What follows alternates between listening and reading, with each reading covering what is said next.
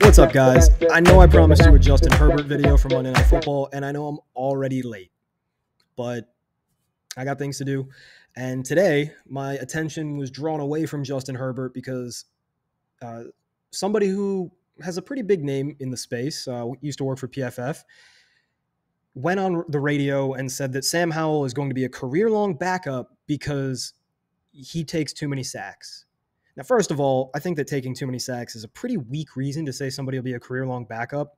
I think taking too many sacks is something that guys like Russell Wilson, Deshaun Watson, Joe Burrow have done for years, and people still think they're okay. I mean, even to the extent that people are realizing they're frauds today, they were pretty fond of these quarterbacks like 6 months ago. Regardless, I wanted to delve into the film because we could argue about it. We can go back and forth about narrowing the parameters of our graphs and our stats. But really, it's 30 plays, and they're on film. We recorded them. We have video evidence. And in my profession, if you have video evidence, it's best to present it. Let people decide for themselves. So without further ado, we're going to go through every single snap that Sam Howell's taken this year that comes up if you Control F sack while going through the play-by-play on NFL.com and then clicking the All-22. I'm going to leave out a lot of plays this way, right? There's a lot of plays that'll be a run for 1 yard that I would say is a negative run, or I would grade even as a sack, but it can't be because it was a positive gain, right? There's also going to be a lot of plays where Sam Howell escapes a sack or does a really good job of managing a pocket that don't come up in this because we're only grading ones that are sacks. Additionally, there's going to be more plays in this than there are sacks on the box score because I'm grading the ones that involve penalties. For instance, one of the first ones Sam Howell gets away with because there's a roughing the passer for being hit too hard. That's a sack. Sam Howell didn't induce the defensive end to hit him too hard. So without further ado, let's just get to the film, and I'll explain it later. All right, we got 33 of these plays to get through, so what I'm basically going to do is pause it at the top of the drop every snap and just look at what Howell's seeing. Here, Howell just gets out of the play action. You've got a little bit of room at these receivers to the top. I'm not going to highlight them yet. As the play develops, you see that the dump off to the tight end is kind of open, but he's probably not going to gain any yards. And the receivers at the top of the screen are actually covered. What is Howell going to do? This is where he needs to just throw the ball away. Instead, he's going to try to turn it upfield and try to run.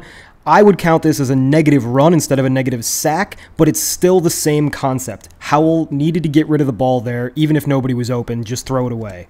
Here, top of his drop again, and once again his tight end is open for the drag. He also has open receivers on the curl and the flat to the running back.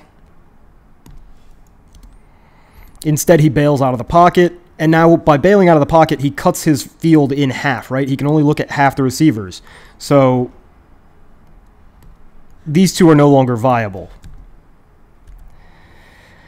Again, at this point, he needs to realize it's time to just throw the ball away. Nothing good is going to come of this, and instead he tries to run. Now, he gets back to about the line of scrimmage. I would call this about a throwaway. It's just as useful as if he had thrown the ball away. The fact that he does it with his legs is of no consequence, but he still should have gotten the ball out a little quicker. Remember, this is his first start of the year, in his first year starting. Here, I don't know why they really called this a sack. This is a screen. Howell probably should have thrown this screen. Like right here, it's open enough as long as, well, I actually understand why he wouldn't throw it. But if you're not going to throw that screen, throw the ball away. Instead, he runs. And again, back to the line of scrimmage. Is this really a sack, or is this just a blown-up play? So we've got one that's on Howell and two that really aren't even sacks. Here, tons of time in the pocket. I failed my mandate. I didn't stop it right at the top of the drop. Right at the top of the drop, nobody's glaringly open. I guess you could throw this to Dotson, but I don't know where you'd go with it. And again, 1, 2, 3, hit. A little long, but I don't know what you want him to do. That's a no-fault sack in my book just because nobody was really open. Top of the drop. Who's open? Well, you might have something in the middle, but it looks like there's some crowding. I think somebody ran the wrong route here, honestly. Watch this. So these two receivers in the slot up top,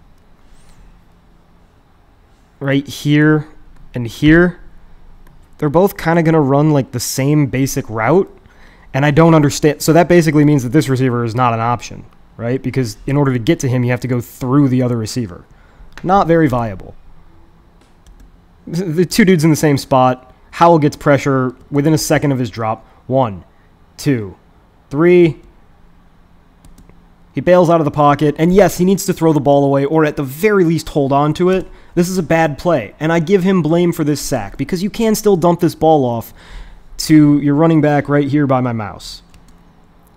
At the very least, you have to hang on to the ball, so he gets docked for the fumble. This is a negative sack. This is a fumble. Not good, but again, through 4 sacks, we're looking at 2 that are effectively throwaways, and 1 which is a bad sack, 1 which is a bad run. Top of his drop. Who's open? Looks like the inbreaker at the top of the screen is going to be open, but not totally. You could theoretically throw this ball to McLaurin down in the slot. Check out right here. I actually missed it, but right here McLaurin does come open. Howell's looking over here, so he doesn't even see it. Additionally, if you're going to laser this pass in there, there's a defender who's probably going to get to it. Ignore the shapes I accidentally drew. And Howell's hit immediately. Again, there are kind of options, but this is some pretty quick pressure. Let's count it out. 1, 2, 3, already hit. If I can't get to 3, it's rarely going to be the quarterback's fault. All right, we got some off coverage. Here's the top of his drop. Nobody's really progressing through their route yet, so give it another second, and we'll see that it's supposed to be some kind of a tunnel screen. You see that everybody's blocking, but where is the ball supposed to go? I guess the ball's supposed to go to McLaurin or the running back down here in the middle of the screen, but if you watch, all these receivers at the bottom of the screen are blocking. So this is a broken play. There's no feasible way that anybody could blame Sam Howell for this play. So here's how I think this play is supposed to work. I think it's supposed to be blocking, blocking, blocking, and then Terry McLaurin's supposed to come on a drag. Howell hits him on the drag, and then he follows up the sideline. But let me clear that out because that's a little messy. We've got a defender right here. You can't throw that drag. And I think the idea is that if that drag is covered, you slip the running back out here, and he can run basically the same play, but the running back falls. So I don't think in any good faith you could blame Sam Howell for this sack. By the time McLaurin clears the defender, Howell's already down. That's a no-fault sack easily. So no, that sums up the entire Cardinals game. We have 1 sack that's definitely on the quarterback, 1 negative run that you could also call a sack technically. And then we've got 2 sacks that are completely not Howell's fault, and 2 sacks that are effectively throwaways with his legs, because he got back to the line of scrimmage. That's not bad at all, especially for a first start. All right, Broncos' first sack of week 2. This one's going to be a little disappointing. So right here, top of the drop, it's 3rd down, by the way. Jahan Dotson at the top of the screen is going to run a little zig out route. I'll draw it for you right here. Going to come up, fake like he's going in, and come back out. And that's going to be the guy who's open. Nobody else really gets open unless you want the check down to the running back, but we never want that, especially on 3rd down. So let's run the film. Right here, Sam Howell looks away from that side of the field for whatever reason. He doesn't see the opening, and so he breaks out of the pocket. Now, that's not wise. As you can see at the top of the screen, Jahan Dotson is open. That would have been a first down. That stinks.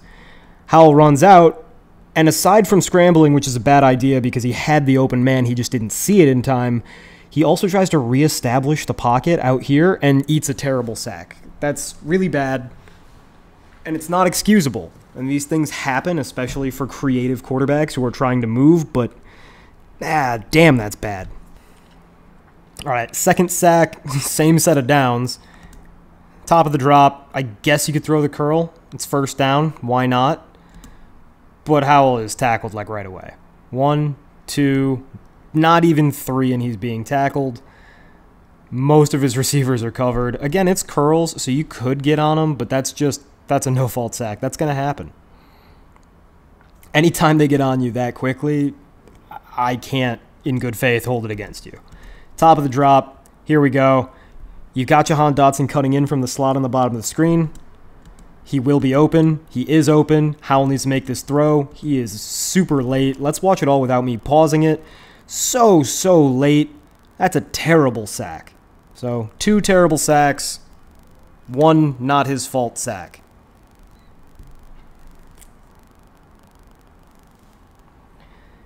All right, this one's tough. It's definitely a fumble, and we grade fumbles separately. That's a bad thing. Here's Howell at the top of his drop. You can see we've got a mesh in the middle that is... Watch the mesh in the middle, real quick. Number 4, they just hit each other. So that was supposed to be the play.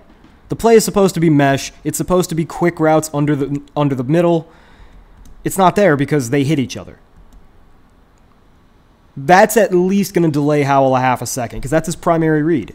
Additionally, nobody's really open. By the time Howell resets to get open, he's being hit. And he's being hit on the arm because his release is too long and too clunky on this play. This is a fumble, but it's also a no-fault sack. I don't know what you want the guy to do when his primary read is getting hit by his primary read. It's mesh and the guys collided. That can never happen. In the NFL, come on. So that's all the sacks from Denver. Not that bad, right? Buffalo, this guy was under absolute siege. I think I graded 21 dropbacks in this game because it was a blowout and 19 were pressured. 1, 2. Top of the drop. You tell me who's open. Nobody's open. Holds on to it for an extra second. The ball should be coming out right here as a dump off, and he flinches. That's a negative sack. But it's not like he had a ton of opportunity outside of that sack. I blame Howell for that. But it's not like the guy's just holding on to the ball for no reason. Now here, this is stupid. Sammy, what are we... Sammy, what are we doing here, buddy? This is wide open. You're even looking that direction. I understand you've got a rush lane. I understand.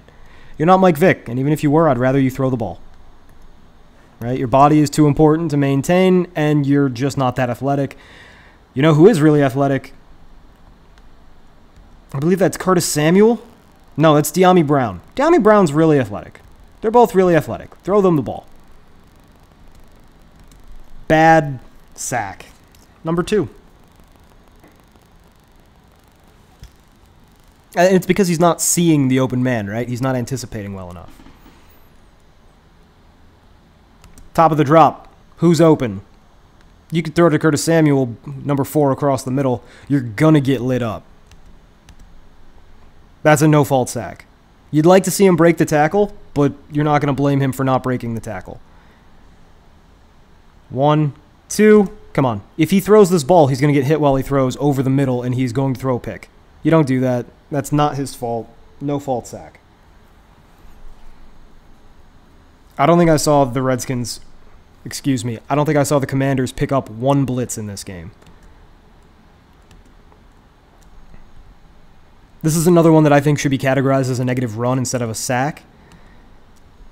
Right? So, top of the drop. Right here. Who's open? Middle of the field. Throw the ball.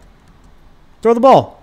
You see the middle. I don't need to highlight them for you. Middle of the field's wide open. Hit Jahan Dotson with the ball on first down. Keep ahead of the chains. Howell decides to pull it down and play hero ball. Bad run. That's a negative run. I think he might have gotten back to the line of scrimmage. I don't care. It wasn't a 7-yard gain like the pass easily would have been. That's a negative run. That's bad pocket management. Here, what do you want him to do? What do you want him to do?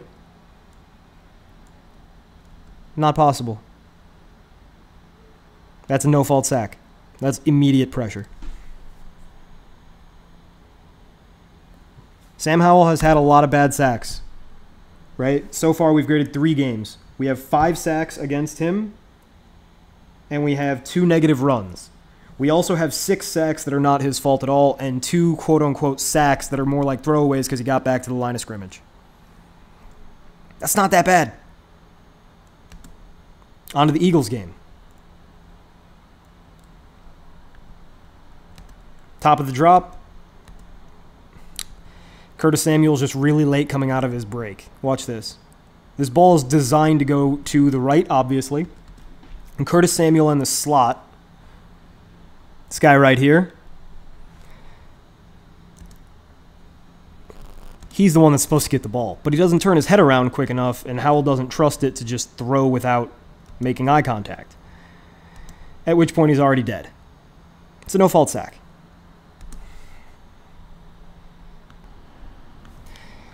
So again, I just ask, like, what do you want the guy to do if the receiver's not running the route properly and even a blink of an eye hesitation is going to lead to a sack? That's not his fault. That's a no-fault sack. All right, top of the drop. Here, Howell's got to let go of the ball. Now, he's looking the wrong way. If he's looking to the bottom of the screen, yeah, his options are pretty limited. It's basically just this check down. But over the middle, once again, you've got Curtis Samuel. And the chemistry really seems off between Samuel and Howell on this season so far.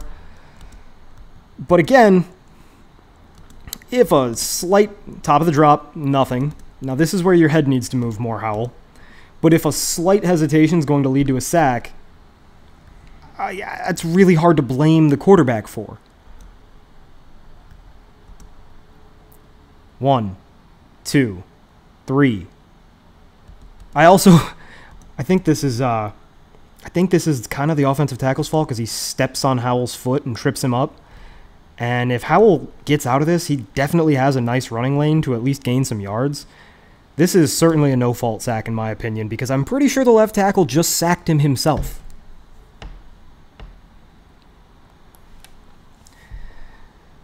All right. So this is called an aborted play fumble on Howell. It's a pitch to the running back that hits the running back in the hands. So that's not a fumble. It's not a sack. Moving on. That play, so instead of 33 plays to grade, we got 32. One of them is fake. This hurts. This is stupid. Top of the drop. Sure, nobody's totally open. Maybe you don't like these views. Fine. You got the defensive tackle pressuring you because the right guard is just not doing anything. Right guard gets put on his butt slowly. Like pushed all the way back. He should have fallen. Actually, a pretty impressive job to stay up. At this point, Howell is screwed. Right off the snap. So, 1, 2. Now he knows he's dead because he's got a defensive tackle closing in. Now, what he should have done, like what I would ideally have him do, is bail out this way with a little Russell Wilson curly cue, you know? Boot. And if somebody gets on you, do that little spin around slow thing. Instead, Howell's going to run directly into the right tackle who's also getting his ass beaten. It's crazy that he stays up. Breaks the tackle of his own right tackle and runs for a negative gain. That's a negative run. But also, I don't know what the hell he should have done. It's a negative run, but it doesn't really speak to his pocket presence as much as it speaks to his lack of willingness to throw the ball away. He's constantly trying to make a play, and I think that comes from UNC, where he had to play a lot of hero ball with a terrible offensive line. Again. But again, here, top of the drop, you can already see his blind side is being dominated. He is about to get creamed by Josh Sweat, and nobody's open at all. So what do you want from him? That's a no-fault sack. And this is the Eagles, by the way. This is a great defensive line. And Howell is hanging in. Look at this. Come on. 1, 2, top of his drop, defensive back killing him. Nobody wide open. Certainly nobody he could throw to without stepping into it. And he's getting double teamed by Hassan Reddick on the right, off the right end anyway. Left end, his right, whatever. So those are all your sacks from the Eagles game.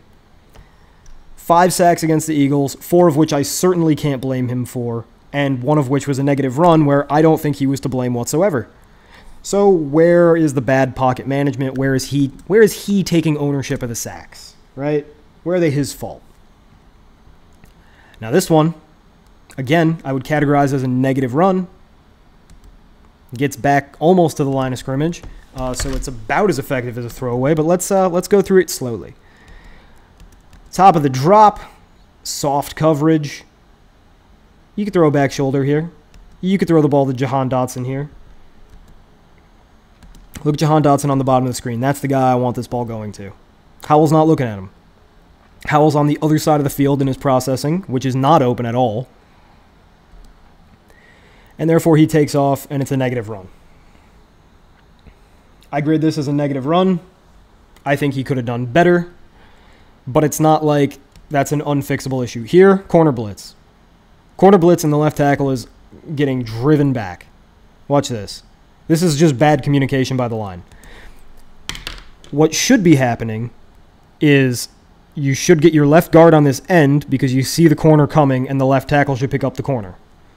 Instead, roll the film. You've got the left tackle here.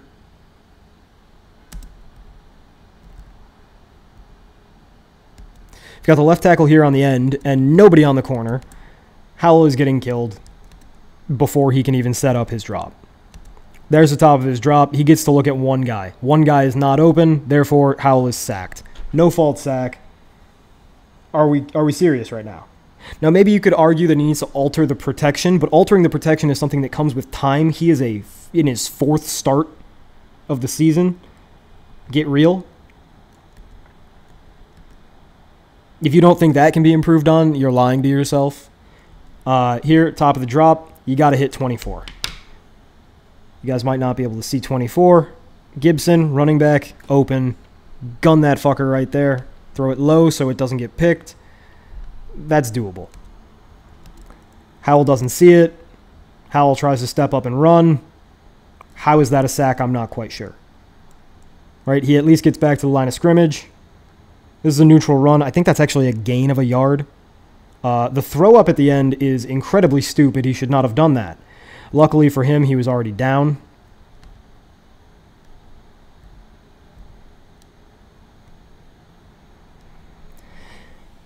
But we're not going to grade him for the incredibly stupid throw up because he was already down.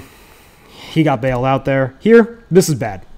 This is real bad. The fact that I don't know this play, I haven't seen it yet. The fact that this ends in a sack is so bad. It's so goddamn bad. And it's second down, so there's no reason to be big game hunting, as it were.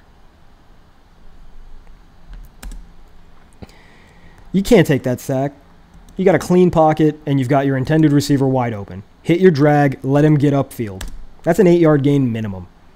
Howell turned it into a sack. That's real bad. That's disappointingly bad. And it's Howell's first bad sack of this game.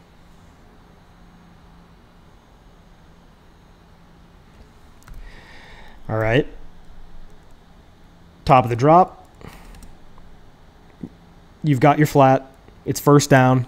Everything's on the table. You've got a curl over the middle of the field to McLaurin. That should be your look. Howell came off of him too quick because he doesn't like the pressure. Watch this. Howell standing tall in the pocket, and as he sets his feet, literally 1, 2, 3, already being hit. If Howell doesn't scramble, he's getting killed. And I think Howell has been told as a shorter quarterback, don't try to throw the ball over the middle if you're going to be hit. Because this is a few times now we've seen this. Way too much pressure. Line getting absolutely manhandled. If he steps up and into the pocket, he's sacked. All he can really do is roll out.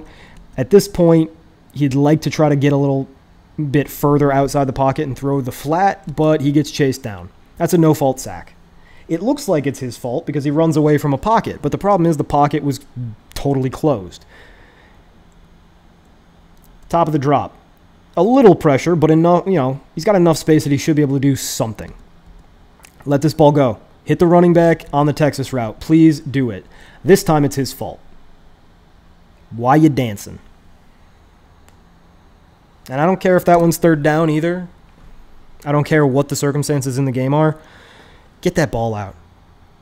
Unless it's fourth down, and it wasn't. You're down 20. You're going to go for it. Here, we're on week 6 against Atlanta. Clean pocket. Plenty of options. You got your running back at the top of the screen. You got this streak against cover 2.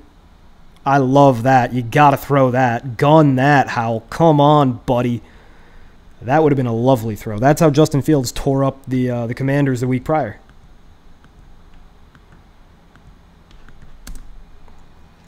He steps up instead, waits too long. Nobody's open now.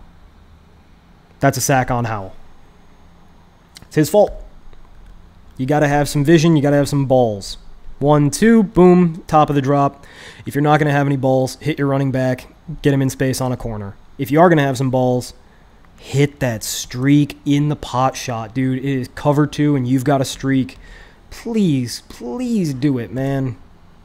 Nope. Sack. Bad. Now, luckily, Sam Howell played really, really well in the rest of this game, and the Commanders won in dominant fashion. It was not ever really in doubt. But that's a bad sack, and we're here to grade sacks. Here, top of the drop. 4, Curtis Samuel, Howell's least favorite receiver, open. I believe that's McLaurin at the top of the screen on a curl, open. And then you've got your tight end open on a corner. Dudes are open. You're at the top of your drop. Hit him. No. Bails out of a clean pocket for no reason. Bad sack. Can't do that, buddy. Hate to see that. Top of the drop. Plastered. I mean, you could kinda gun this to your curl at the top of the screen there, but it's curling a little bit before he even finishes his drop. He tries to step up in the pocket. His guards are totally confused. That's not his fault. If somebody had been more open, I would blame Howell for that, but I just don't know how you blame him. Right, kind of a weird snap, too. I mean, the whole offensive line got kind of a bad jump on the snap, and the ball came out kind of funky. He's looking at the top of his screen. Right here, he can throw as he hits his top drop. Right, he's got that little hitch, and that's what makes it late. If the ball's out right here, your receiver has a decent chance of bodying and making the 2-3 yard catch. But it's Curtis Samuel, and they just don't get along right, I guess. Like, he just really doesn't trust Curtis Samuel. I'm not blaming him for that. I mean, the difference between a sack and not a sack on that play is Sam Howell taking the tiniest hitch I think I've ever seen. It's a split second, and the difference in yardage is maybe 5 yards. I don't blame him for that, and I don't care. Here, top of the screen, nobody open, top of the drop, interior pressure from the defensive tackle already. Now, I don't like the way he manages this pocket. That's a clean pocket. Settle down, buddy. Maybe throw the deep ball over here. I mean, it's a tough throw, but that's probably the best bet you have. Nothing else is really open.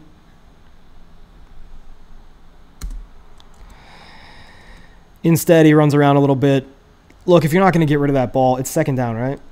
No, it's third down. Okay, never mind. I stand corrected. You really can't throw that. You can't run that ball for sure, right? You need to throw it. And you only have one real option. It's a doomed option. And you don't have enough time to gun the ball down there 5, 10, 15, 20, 25, 30, 35 yards.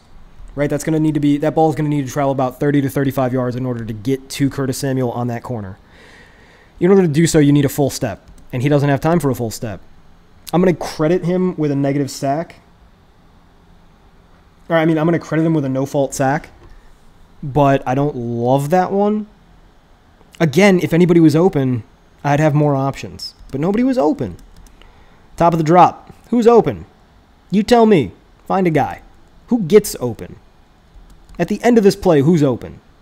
Nobody. It's a no-fault sack. There's nothing he can do. And again, because the Commanders love to run the ball on first down, it's third down and long. So no, that's not Sam Howell's fault. So we've just gone through every sack listed on the NFL.com play-by-play breakdowns, and we've watched the All-22 on every single one of them. We found out that some of them, not really sacks. They're graded as a sack, but it's effectively a throwaway with the legs, right? You get back to the line of scrimmage, you live to fight another day.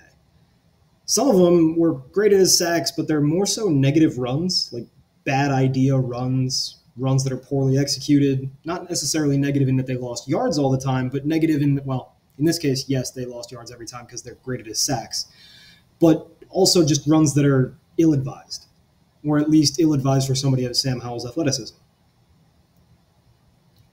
Additionally, we found out 15 of the 25 true sacks we graded today were not Sam Howell's fault. And some of them we had receivers running into each other. Some of them we had receivers not looking for the ball. Some of them we had offensive tackles stepping on his feet.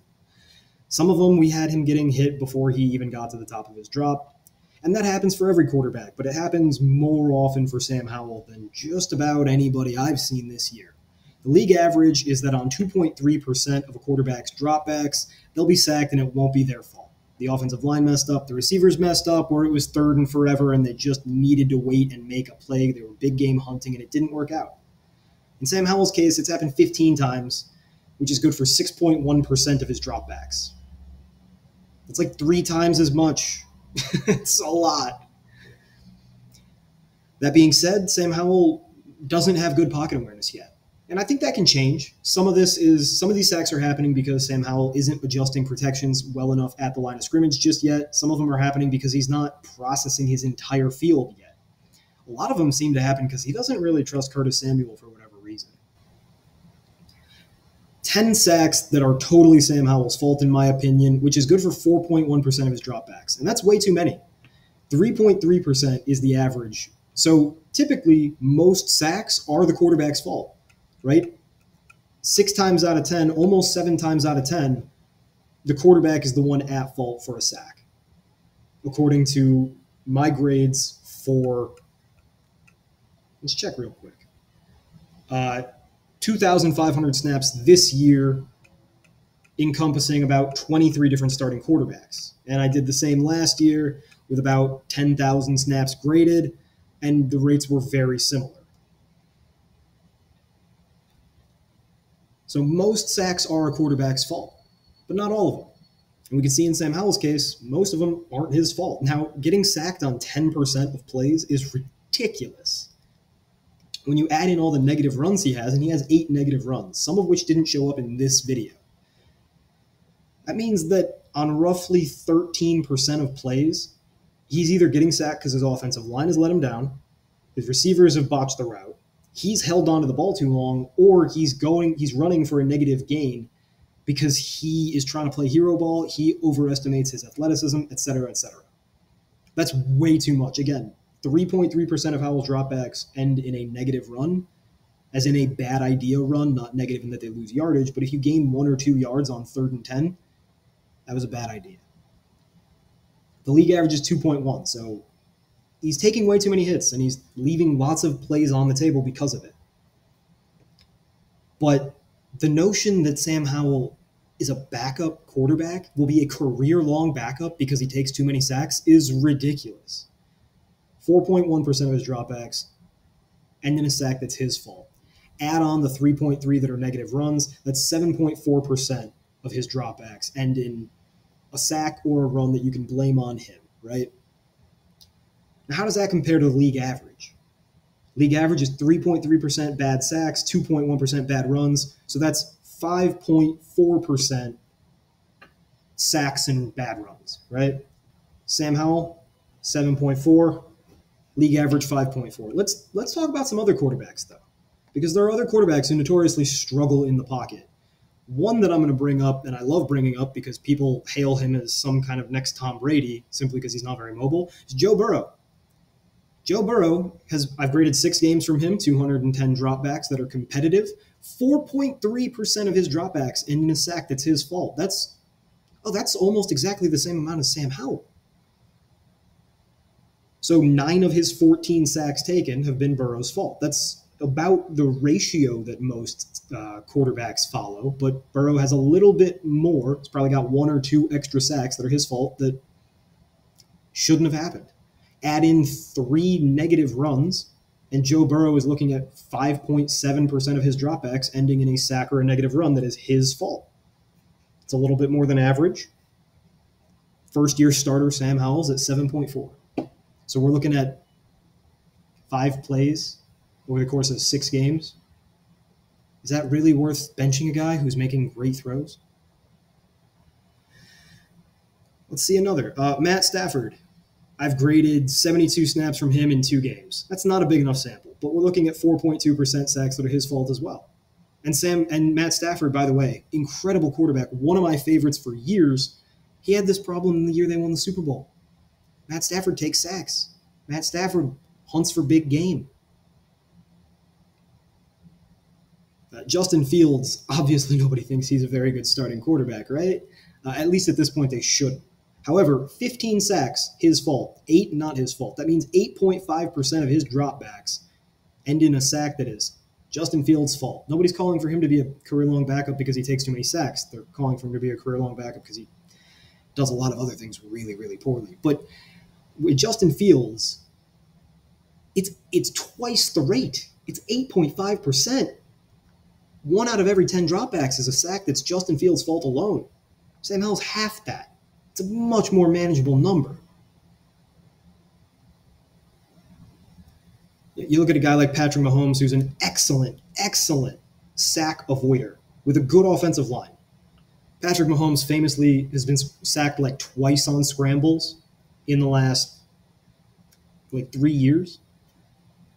So Patrick Mahomes is like the epitome of not taking bad sacks, and he's taken 6 bad sacks on the year, which is good for 2.6%, which is really, really low. It's one of the lowest figures. And still, we're talking about a difference of 2 or 3 sacks between him and Sam Howell. That's not to say Sam Howell is Patrick Mahomes yet. It's not to say he's an incredible Hall of Fame quarterback yet. He might never be. But to say that the sacks are the problem when it's 3 or 4 plays, it shows a level of ignorance to what's actually happening in the videos of the football games. A guy like Tua, who gets the ball out super quick, never takes sacks. He's got 7 sacks that are his fault, 4.7% of his dropbacks. More than Sam Howell on a percentage basis. Tons of guys take bad sacks. Everybody does. Sam Howell takes bad sacks more often than most people. That's true. But Sam Howell also is a good quarterback. And he's young. And he'll figure this thing out. He'll take fewer and fewer sacks, especially when he's not pressured constantly. I do another grade that isn't going to show up much in this video, just because it would be almost impossible to include every play that had a positive pocket movement. But I grade positive pocket movements for quarterbacks pretty liberally. Anytime a quarterback manipulates the pocket, whether it's a tiny little Tom Brady slide or if it's a Russell Wilson run out the back of the pocket and do that slow spin move to get yourself upfield rolling to the left, I note it. If you throw the ball while you're being hit, I note it. It's a plus pocket move. Sam Howell has 110 on 246 dropbacks. That's 44.7% of his dropbacks, including a positive pocket manipulation. Only Josh Allen is close. Josh Allen, 44.4%. And Josh Allen notoriously has a bad offensive line and is a remarkable pocket manipulator, extending plays by being a genius. Baker Mayfield's also very close. Through the 5 games I've graded Baker Mayfield, he's at 48%. But again, bad offensive line in Tampa, and Baker Mayfield has been, PFF has written articles about how great Baker Mayfield's been avoiding sacks this year. Justin Herbert, great pocket manager, great quarterback, 22%. Justin Herbert, great pocket manager, really, really smart quarterback, 3.7% sacks that are his fault. It's a couple sacks away from being Sam Howell. So yes, I agree. The worst part of Sam Howell's game is that he has a little bit too much poise in the pocket and he holds on a little too long while hunting for big game. That being said, Sam Howell's got a bad offensive line. I don't care that PFF has them 8th. They're not good. Additionally, Sam Howell is a first-year starter. I expect these things to even out as he processes a little faster and gets a little bit more familiarity with his players. And third of all, the difference is pretty small. You can live with a couple extra sacks, especially when you're throwing the ball so often. I think Sam Howell's fine. I think he's way better than fine. I think he's a good starting quarterback. And I think that his pocket management skills are not good, but they're only going to get better. And they're not that bad to begin with. Yes, they're average amongst quarterbacks in the NFL. They're average, and that's not good enough for a starter. Starters need to be above average because backups are part of average. That being said, It's not that important of a piece of the game, and it's not something that's that damning. He doesn't have like a D. I gave him a C plus in pocket management. That's fine. It's enough. It's at least a good basis to start from, and God forbid he gets any better. If Sam Howell had great pocket management, you could argue he'd be the best quarterback in the NFL. And he doesn't, so he's not. But let's not damn the kid after 6 games because he has a bad offensive line and needs to make throws downfield to stay in it. There's a reason he went toe-to-toe with the Eagles. There's a reason he has the woeful Washington Commanders. I think their line was 6.5 this year, win total. They're already halfway to their season win total. The only variable is Sam Howell. He's doing well. All right. I implore you, if you want to talk about a quarterback, just watch the film. There's a reason that we record these games. And like I said earlier, in my line of work, when you want to prove something and you have a video of it, just use it. All right. What sets me apart is that until next time, I'm going to be right here doing just this, grinding film.